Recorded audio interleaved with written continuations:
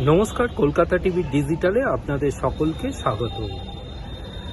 All India Trinamool কংগ্রেসের fridge হওয়া bank account প্রেক্ষিতে সুপ্রিম কোর্টের প্রস্তাব যে কলকাতা হাইকোর্ট নিযুক্ত প্রশাসকের হাতে নির্দিষ্ট পরিমাণ অর্থ ব্যবহারের সুযোগ দেওয়া হোক, এমনটাই প্রস্তাব সুপ্রিম কোর্টের বিচারপতি এম সুন্দরেশ এবং বিচারপতি বি ভাড়ালের বেঞ্চে। এনফোর্সমেন্ট ডাইরেক্টরকে সুপ্রিম কোর্টের এই প্রস্তাব সম্পর্কিত বিষয়ে আগামী মঙ্গলবারের মধ্যে জানাতে হবে।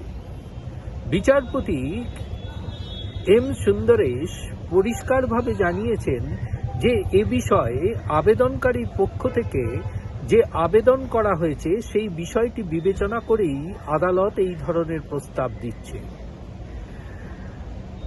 অল ইন্ডিয়া তৃণমূল কংগ্রেসের পক্ষ থেকে দাবি করা হয় যে এনফোর্সমেন্ট ডাইরেক্টরেটের পক্ষ থেকে যে 3টি ব্যাংক অ্যাকাউন্টকে ইতিমধ্যে ফ্রিজ করা হয়েছে, সেই ব্যাংক অ্যাকাউন্ট ফ্রিজের ফলে অল ইন্ডিয়া তৃণমূল কংগ্রেসের যে সমস্ত কর্মীরা রয়েছেন তারা বেতন পাচ্ছেন না।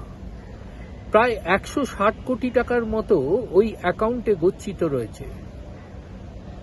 দৈনন্দিন রাজনৈতিক দল পরিচালনার ক্ষেত্রে যে অর্থের প্রয়োজন তা কোনোভাবেই সম্ভব হচ্ছে না পরিচালনা করা, এমনটাই দাবি এই অল ইন্ডিয়া তৃণমূল কংগ্রেসের আইনজীবী। তিনি যদিও তার এই বক্তব্যের প্রেক্ষিতে এনফোর্সমেন্ট ডাইরেক্টরেটের আইনজীবী অর্থাৎ সলিসিটর জেনারেল এবং additional solicitor general SB. Raju বলেন যে তৃণমূল কংগ্রেসের অন্যান্য ব্যাংক অ্যাকাউন্টগুলিও কিন্তু খোলা রয়েছে, অর্থাৎ সেখানে লেনদেন হচ্ছে এবং সেই অ্যাকাউন্ট থেকে তারা কাজ চালাতে পারে। মূলত কলকাতা হাইকোর্টে 2টি মামলা দায়ের হয়।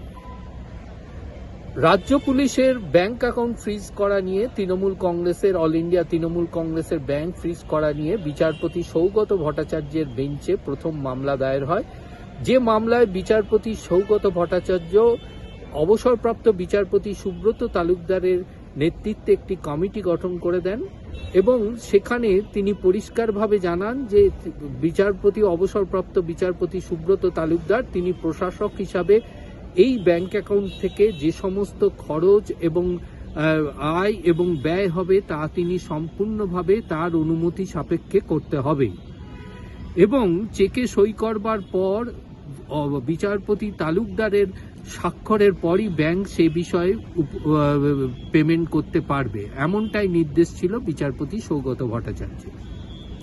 পরবর্তীকালে দেখা যায় যে তৃণমূল কংগ্রেসের 7টি ব্যাংক অ্যাকাউন্টের মধ্যে 3টিকে ফ্রিজ করে এনফোর্সমেন্ট ডাইরেক্টরেট। ফের মামলা দায়ের হয় বিচারপতি কৃষ্ণা রাওয়ের এজলাসে। বিচারপতি কৃষ্ণা রাও এই ব্যাংক অ্যাকাউন্টের খোলার বিষয়ে কোনো রকম অন্তর্বর্তীকালীন স্থগিতাদেশ দেননি। যে রায়কেই চ্যালেঞ্জ জানিয়ে সুপ্রিম কোর্টে আবেদন জানিয়েছে all India Trinamool Congress. All India Trinamool কংগ্রেসের এই আবেদনের প্রেক্ষিতে বিচারপতিরা জানিয়েছেন যে একটি প্রস্তাব তারা দিচ্ছেন যে ইতিমধ্যে বিচারপতি সৌগত ভট্টাচার্যের নির্দেশে যে প্রশাসক রয়েছেন অবসরপ্রাপ্ত বিচারপতি, তিনি তার হাতে একটি সীমিত নির্দিষ্ট পরিমাণ অর্থ দেওয়া হোক যাতে অল ইন্ডিয়া তৃণমূল কংগ্রেস তাদের দৈনন্দিন কাজকর্ম চালাতে পারে। যদিও তাদের এই প্রস্তাবের বিষয়ে আগামী মঙ্গলবারের মধ্যে এনফোর্সমেন্ট ডাইরেক্টরকে তাদের মতামত জানাতে হবে। তাদের মতামত জানাবার পরই সুপ্রিম কোর্ট তাদের এই প্রস্তাব সম্পর্কে নির্দেশিকা জারি করবেন এবং পরবর্তী সিদ্ধান্ত গ্রহণ করবেন।